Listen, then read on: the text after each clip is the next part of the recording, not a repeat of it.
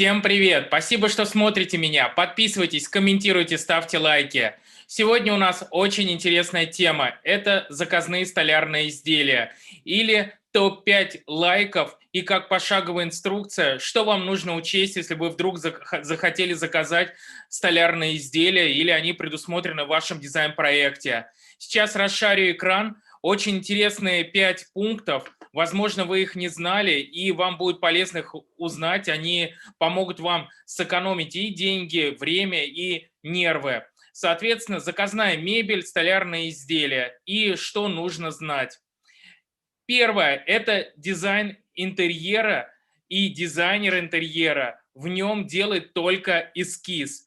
Он не создает какой-либо проект. Да, дизайнер может вам указать размеры заказного столярного изделия, указать даже внешний вид, как условно будет что выглядеть, но это все равно эскиз, это наброски, это не является проектом. Поэтому вы как заказчик или как дизайнер, ну в основном, наверное, как заказчик, не можете взять эти чертежи, пойти в столярную мастерскую или еще в какое-то столярное ателье и заказать там готовое столярное изделие на основе этих замеров. Это неправильно, это ошибка, так не делается. Эскиз дизайнера – это просто некое техническое задание, как условно это должно быть воплощено.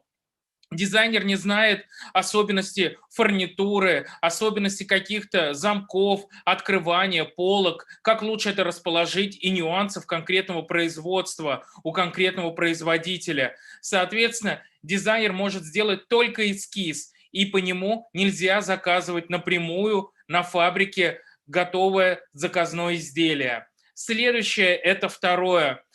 Это ключевой момент, который многие не используют и не применяют. Заказывать столярные изделия, мебель, даже двери можно только на чистовых размерах и как замерах, когда замеряется после чистовой отделки. Например, есть несколько этапов стройки, да, это черновые и чистовая отделка. Черновая, там все сносится, демонтируется, прокладываются провода, трубы, все закрывается в чистовой, шпаклюется, штукатурится. И вот только когда все вот это вот отшпаклевали, отштукатурили, должен приехать подрядчик непосредственно из столярной мастерской или от производителя на основе этих замеров и на основе технического задания от дизайнера эскизного проекта сделать точные замеры. Далее на этих стенах, не знаю, там на этом полу или на этом месте, где будет установлено впоследствии столярное изделие, должны повесить определенные метки, чтобы не трогали и больше ничего не производили с этими стенами, так как любое отклонение или любое трогание этих стен, дополнительная штукатурка, шпаклевка и там или еще что-то в этом роде, это изменение габаритов и изменение проекта будущего столярного изделия. И это означает, что вы заплатите кучу денег за это заказное столярное изделие, и когда оно прибудет на объект, оно просто не войдет, так как кто-то потрогал стены. То есть замеры только после чистовых работ, стены никто не трогает и замеряет только производитель. Никто другой не может замерить. Более того, после того, как сделаны замеры, следующим этапом идет это проект. Третий пункт – это проект на производство мебели от самого производителя. То есть сам производитель, выехав на объект и имея техническое задание от самого дизайнера, которое составлено вместе с заказчиком, он непосредственно создает этот проект. Как что открывается, какая фурнитура, какие лаки, не лаки, какая обивка панелей, стен, что применяется. Ведь даже от стоимости лака зависит удорожание изделия. Вы меняете ручки, указываете Сваровски, у вас от только изменения фурнитуры может на 30% подорожать изделие. Поэтому вы обязательно должны изначально увидеть проект до изготовления.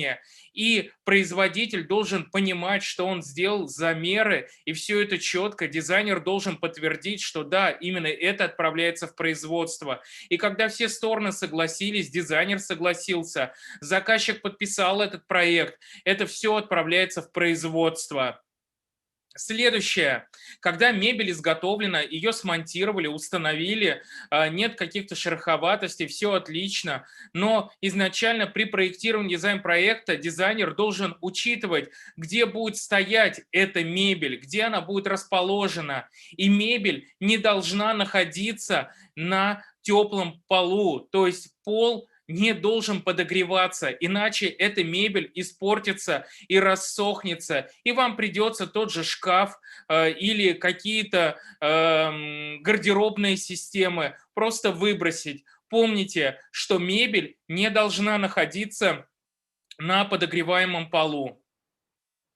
И последний момент, который многие не учитывают, заказывают дорогой паркет, дорогие столярные изделия, так как в любом случае удовольствие не дешевое. Все, что заказное, это не массовый какой-то сегмент, требует дополнительных трат.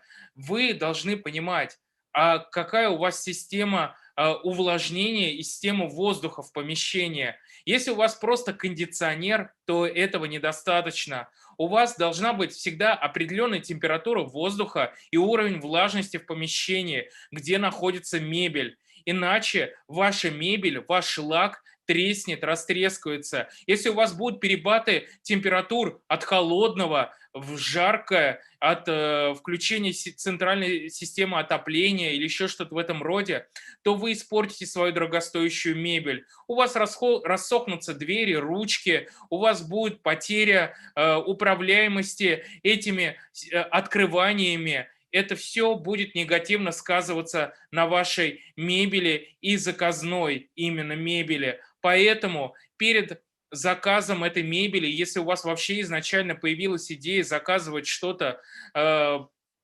уникальное, индивидуальное, вы должны заняться проектом вентиляции и кондиционирования и предусмотреть там еще систему увлажнения воздуха. Разработать на этой отдельный инженерный проект, когда вы понимаете, что у вас все будет четко, все будет работать, у вас будет взаимодействие с канализацией и с водопроводом, и у ваше помещение будет увлажняться и будет поддерживаться определенная температура. И понимая это, вы можете заказывать и паркет, и заказные столярные изделия. Учитывайте эти 5 пунктов, они помогут вам сохранить ваш декор, сохранить здоровье, нервы и ваши деньги. Если мое видео было полезно для вас, пожалуйста, подписывайтесь на меня, ставьте лайки, комментируйте. Я буду ждать и принимать от вас любую обратную связь. В чем могу еще быть полезен вам? Это консультации по бизнесу для любых отраслей, видов бизнеса, стран и городов. Автоматизация, антикризисное управление, становление отдела продаж, аудит бизнеса – это все ко мне. Консультация при покупке недвижимости – это тоже все я. Вы хотите заказать дизайн интерьера от лидера – это тогда ко мне. Если вы хотите стать дизайнером интерьера, я тоже смогу вам помочь. Пишите мне в WhatsApp, звоните мне на телефон, я всегда буду доступен для вас. Обнял вас, пока-пока.